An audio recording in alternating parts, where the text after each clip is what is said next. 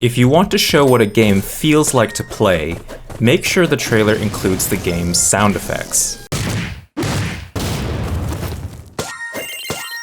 Hi, I'm Lieu, and this is Video Game Trailer Academy, a series of videos to help you make better game trailers.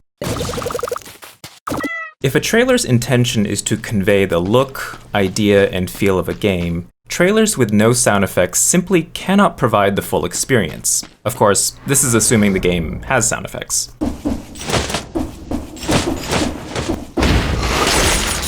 Good sound effects make the action of the players tactile, and they help the person watching the trailer understand what it feels like to play the game. Think of all the sound effects designed to help the player understand what is happening in a game, like an enemy about to attack, coins being collected, a gun reloading, or your health getting recharged. If those sounds weren't present, you'd have a far more limited sense of the feel of the game.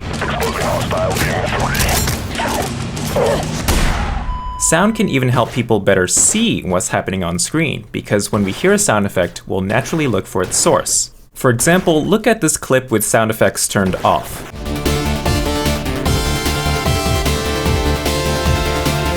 And here it is with them turned on. Even though the frame is pretty busy, the sound guides your eye and helps you see the source of the sound. The first time I played Katana Zero, I didn't care about how many mistakes led to my character's death because every sword swipe and bullet deflection felt so good to listen to.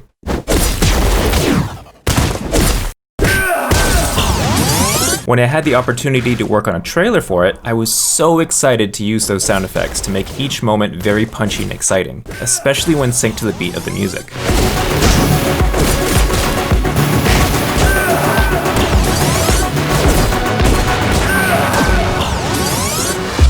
That said, I understand why someone might make a game trailer with no sound effects. It makes it much easier to capture footage, especially if you forgot to turn music off while capturing, and sometimes the soundscape of a game can be very chaotic and distracting when in a trailer. Editing without sound is also much easier because sound effects can compete with music and dialogue. Mixing sound is that much more complicated with sound effects layered on top, and it can be unpleasant if they don't work well with the music. Take a look at this trailer for La Mulana 1 and 2 Hidden Treasures Edition. This trailer doesn't integrate the sound effects of the game well into the trailer at all. There's a loud noise when a puzzle is solved, and when text is writing onto the screen, there's an invasive buzzing sound. It's as if someone brought an air horn into a classical music concert. This is an example of when clips and their sounds are not well integrated into the soundtrack of the trailer. But you shouldn't think of sound as a hindrance to the trailer. It's another opportunity to flesh out the game and stimulate the audience's senses in a way music, dialogue, and visuals cannot. Syncing sound effects to the music is one of my favorite things to do. I like to make my trailers at least as fun to listen to as they are to watch, if not more so.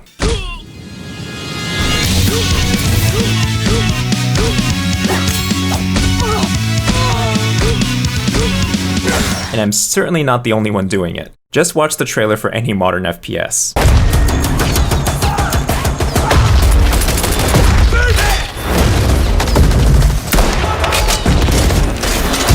It's silly as heck, but it works. It makes trailers a lot of fun to watch. I think of sound effects as part of the trailer's musical score. It's like an unusual percussion track which makes some beats hit extra hard.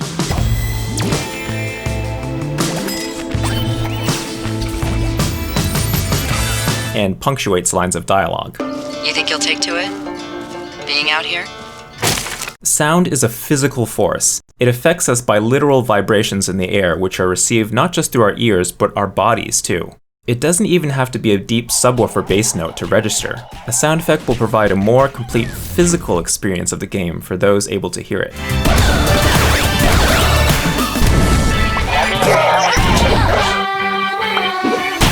Here are some tips for integrating sound effects into a game trailer. Tip number 1. If the raw game audio sounds too chaotic for the trailer, pick and choose what you want the focus of the shot to be, and only include those sound effects. For example, Dead Cells has a lot of sound effects firing at all times, whether it's the sound of gems being collected, bloody explosions, sword swiping, magic fire, or enemy birds squawking.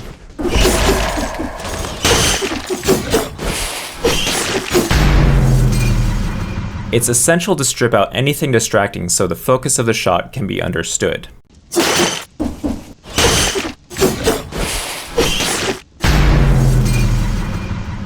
I always capture with music turned off so I can start with the raw game audio. But if I need to separate out sound effects, I'll either request files from the developers or record them individually in-game and sync them manually. Something to keep an ear out for when working with raw audio files. Some games dynamically add reverb or other post-processes based on where they occur in the game. For example, a sound might be affected if it's heard in a cavernous location versus a wide open space. Whoa, whoa! Ah, no! Henry! Seriously, it's completely fine in here. Damn it. If this is the case, the sound might need to be processed to match what it's like in-game. Or you might want to just capture it from in-game as a quicker way to make it sound authentic. Tip number 2. When editing, give the sound effects their time to shine and make sure they don't step on other elements in the soundtrack. Remember, raw game audio can make the trailer's soundtrack random and chaotic. Don't worry about being 100% authentic. Sometimes I even nudge the sound effects a little off sync from what is correct, just so it'll fit into the trailer better. The game and sound designers will likely notice anything being off sync, but the trailer audience is unlikely to since they're not as familiar with the game. Sorry, sound designers. As always, this advice will not fit every single game. Trailers I made for Heaven's Vault, NeoCab, and Ooblets have either no sound effects or virtually none, either because there were very few in-game, they were early in development, or some other reason. You need to pick and choose depending on the game, but I still recommend trying really hard to include the game's audio before you decide it's not working for the trailer. Sound is an opportunity to give a better feel for what it's like to be immersed in the game. Yes, this does mean more work and potential problems, but it will make the trailer that much more representative of the game and help the audience better understand whether or not they want to play it.